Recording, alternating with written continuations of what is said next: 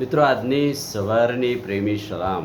Good morning, praise the lord, hallelujah.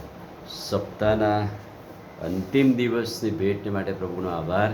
અને આ સપ્તાહ દરમિયાન આપણે ખ્રિસ્ત પથ્થર કે ખ્રિસ્ત એ આપણા માટે ઘડાયેલો રચાયેલો એક ગઢ, મજબૂત કિલ્લો કેવી રીતે બન્યો છે એ વાત આપણે જોતા આવ્યા છે.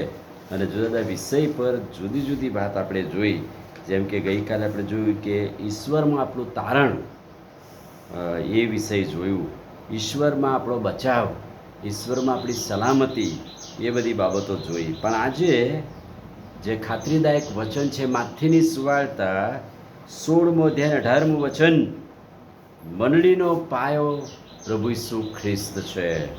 મંડળી એ સ્તંભ છે અને એ સ્તંભ પર રચાયેલો પાયો એ તો ખ્રિસ્ત છે.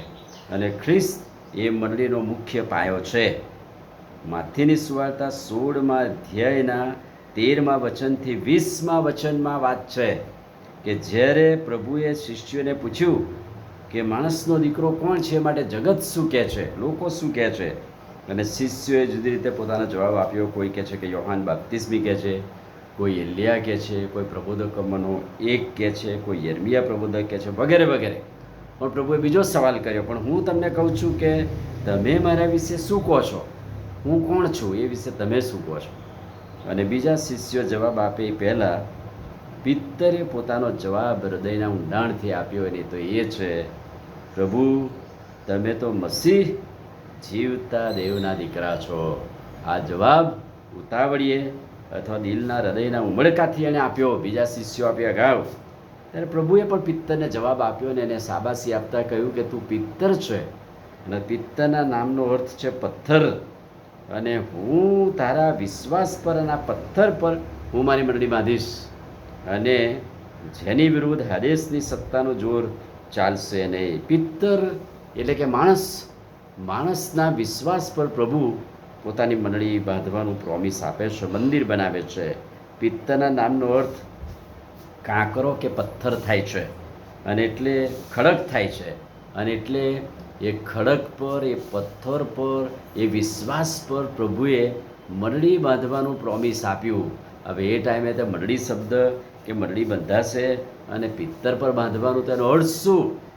ઘણા લોકો એનો અર્થ એવો કાઢે છે કે પિત્તર એ સમયથી પ્રથમનો આગેવાન અથવા તો બિશપ ગણાવે છે, પણ એવું નથી.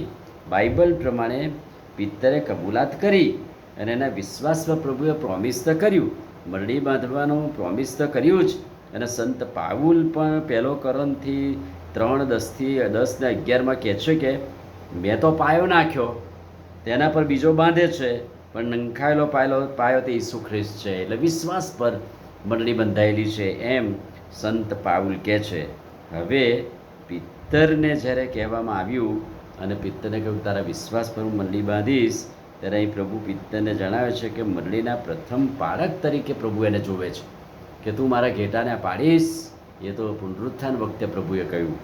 અને અહીં પિત્તરના વિશ્વાસ પર અત્યારે મંડળી રચવાની વાતને જાહેર કરી પ્રભુએ, કે એના વિશ્વાસ પર હું મારી મંડળી બાંધીશ.